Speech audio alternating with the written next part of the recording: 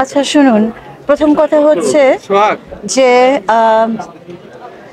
প্রথম যে কথাটা আমি বলতে চাই, আমাদের এই ধরনের ঢল যে আসে, আমাদের যে ফ্লাড হয়, এটা নতুন নয়। প্রতি বছর 2-1 বছর পর পর এটা হয়। হ্যাঁ, এবার এটা নতুন এই অর্থে যে এই পরিমাপে এই তীব্রতায় কিন্তু গত 70 বছরে হয়নি। আপনারা নোয়াখালীতে এই ধরনের ফ্লাড দেখেননি। এবার আপনারা যখন দেখছেন তখন নিশ্চয়ই আপনারা অনুধাবন করছেন যে নোয়াখালীর ওপরে যারা আছে তারা অনেক বেশি দেখছে, তারা আরও বেশি দুর্যোগের ভেতরে আছে। আমি যেটুকু দেখলাম এবং আমার দেখাটা নিঃসন্দেহে খুব সীমিত, সেখানে আমি দেখতে পাচ্ছি যে আপনাদের পানি কিন্তু অনেক জায়গা থেকে নেমে যাচ্ছে, আর কিছু জায়গায় এই যে বৃষ্টিটা পড়লো, বৃষ্টির জন্য পানির স্তরটা আবার উপরে উঠে গেছে, বেড়ে গেছে। এটা কমানোর কোনো জাদু তো আমাদের কাছে নেই। হ্যাঁ, যে আমরা এমন কিছু করব এটা সব সরে যাবে, এটা নিজের মধ্য দিয়ে সরবে। আর তাছাড়া একটা জিনিস, সেটা দীর্ঘমেয়াদের চিন্তা, সেটা হলো যে আমাদের প্রত্যেকটা এলাকার ড্রেনেজ সিস্টেমটা যদি ভালো হতো তাহলে আমরা সেটার কিছু উপকারিতা পেতাম। তো এগুলো তো দীর্ঘ জায়গার চিন্তা, আর এগুলো হচ্ছে এত বছরের 53 বছরের সমস্যা। আচ্ছা, তো তাহলে প্রথম জিনিস হচ্ছে যে আমাদের প্লাবনটা যেটা ঘটে গেল সেটা কিন্তু আকস্মিক, হঠাৎ করে নেমে এসছে, এবং এটা অন্যান্য বছরের প্লাবনের মতো নয়, কারণ এটা ক্ষয়ক্ষতির হারটা, ব্যাপকতাটা অনেক বেশি। 10টা জেলায় আমরা আক্রান্ত। বিগত ফ্লাডগুলোতে আমি পরিবেশ নিয়ে কাজ করি, আপনারা অনেকেই হয়তো জানেন আমার বর্তমান দায়িত্বের বাইরে। এবং আমি যেটা বলতে চাই যে ফ্লাডে, হুট করে সাইক্লোন, ফ্লাড, এগুলোতে কিন্তু বাংলাদেশ একটা দক্ষতা অর্জন করেছে, আপনারা সেটাও জানেন। বিশ্বব্যাপী আমাদের এই দক্ষতা কিন্তু নন্দিত, এবং এবার এটা এতই বিপুল হয়েছে যে আমাদের দক্ষতা থাকা সত্ত্বেও মানুষ মারা গেছে, এবং সারা দেশে বোধহয় 18 বা 20 জনের মতো মানুষ মারা গেছে। এবং এটাই বলে দিচ্ছে যে এবারকার ফ্লাডের তীব্রতাটা কতখানি।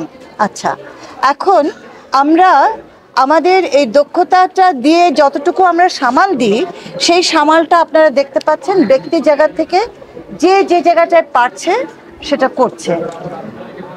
এবার আরেকটা জিনিস ঘটেছে, বাংলাদেশ কিন্তু পৃথিবীর বুকে অন্য রকমের একটা নাম সৃষ্টি করেছে, এবং সেটা আপনাদেরকে আমি বলতে চাই। 71-এ যখন আমাদের সংকট হয়েছিল, আমরা যখন যুদ্ধ অবস্থায় পড়ে গেছিলাম, সারা দেশ কিন্তু একত্র হয়ে গেছিল, এবং সারা দেশ একত্র হয়েছিল বলেই একটা মুক্তিযুদ্ধ হয়েছিল, এবং আমরা সফল যুদ্ধ করে আমরা একটা স্বাধীন দেশ পেয়েছিলাম। এটা ছিল সমষ্টিগত একটা সম্মিলিত একটি অ্যাকশন।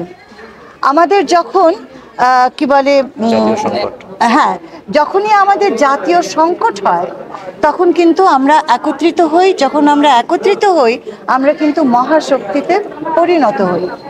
এবার যেটা ঘটে গেল, যেটা আমাদের কল্পনার বাইরে, আপনাদেরও কল্পনার বাইরে, কিন্তু আমি মনে করি এটা সত্যিকারের স্বাধীনতার দ্বিতীয় পর্ব।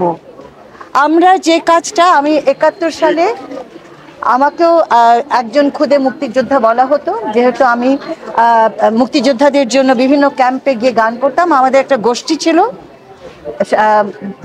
স্বাধীনতা শিল্প সংগ্রামী শিল্প সংস্থা, দেখুন ভুলে গেলাম, শিল্প সংগ্রামী শিল্প সংস্থা।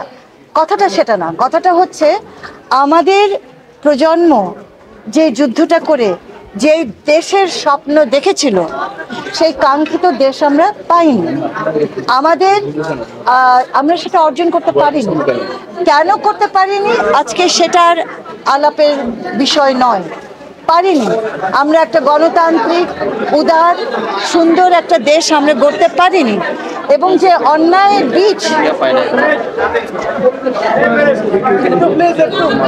অন্যায়ের বীজ এই এতগুলো বছর ধীরে ধীরে আমরা বপন করেছি তার মধ্যে দিয়ে আমরা গণতন্ত্রকে ধ্বংস করেছি। আমরা সবাইকে নিয়ে দেশ গড়ার কাজটা কখনোই করতে পারিনি এবং আমরা বৈষম্য তৈরি করেছি, অসমতা তৈরি করেছি। আমাদের মূল নীতিগুলো সাম্য, আমাদের মূল নীতিগুলো সকলকে নিয়ে গণতন্ত্র, মূল নীতিগুলো যে ধর্ম বর্ণ নির্বিশেষে একটা রাষ্ট্র নির্মাণ করা যেখানে সকলে সমান থাকবে, একটা সাম্যের রাষ্ট্র, এটা আমাদের জন্য একটা স্বপ্ন হয়ে থেকে গেছে। আজকে কি হয়েছে, বৈষম্যটা এমন আকার ধারণ করেছে যে আমাদের ছোট ছোট বাচ্চারা রাস্তায় নেমে তারা কোটা আন্দোলনের মধ্য দিয়ে আমাদের প্রজন্মকে এবং আমাদের যাতে বড় যারা তাদের আঙুল দিয়ে দেখিয়েছে যে তোমরা অন্যায় করছো, আমাদের প্রতি অন্যায় করছো, তোমাদের প্রতি আমরা অন্যায় করছি, তোমাদের ভবিষ্যৎটা আমরা নষ্ট করছি, তোমাদেরকে দক্ষতা দেওয়া, চাকরির জায়গাটা তৈরি করা, তোমাদের দেশ নির্মাণে তোমাদের অংশগ্রহণ কোনোটাই আমরা তৈরি করছি না। সেই কোটা আন্দোলন যখন ঘটলো তখন কিন্তু দেশে একটা দ্বিতীয় সংকট তৈরি হলো। সংকট তৈরি হচ্ছিল বলে কোটা আন্দোলন, এবং কোটা আন্দোলনের মধ্য দিয়ে কিন্তু একটি বৃহত্তর আন্দোলনে আমরা চলে গেলাম। সেটাও আমরা সবাই জানি কেন, কারণ আমাদের বাচ্চাদের উপরে যে জুলুমটা নেমে এলো, মানুষ কিন্তু ধৈর্যশীল এই দেশে, এত অন্যায়ের মধ্যেও মানুষ ফেটে পড়েনি। কিন্তু যখন আমাদের ছোট ছোট বাচ্চাগুলোকে রাস্তাঘাটে মেরে ফেলা হচ্ছিল তখন অভিভাবকরা, পুলিশের বাচ্চারা, আর্মির বাচ্চারা, সেনাপ্রধানদের বাচ্চারা, আমাদের সকল রাজনৈতিক দলের বাচ্চারা বাবা মাকে এক বিন্দু তোয়াক্কা করেনি, তারা সব রাস্তায় নেমে পড়েছে এবং তারা বলেছে যে আমরা এই সমাজ ব্যবস্থা চাই না, আমরা বৈষম্য দূর করার আন্দোলনে নামলাম। সেই আন্দোলনটা আমাদের সারা দেশকে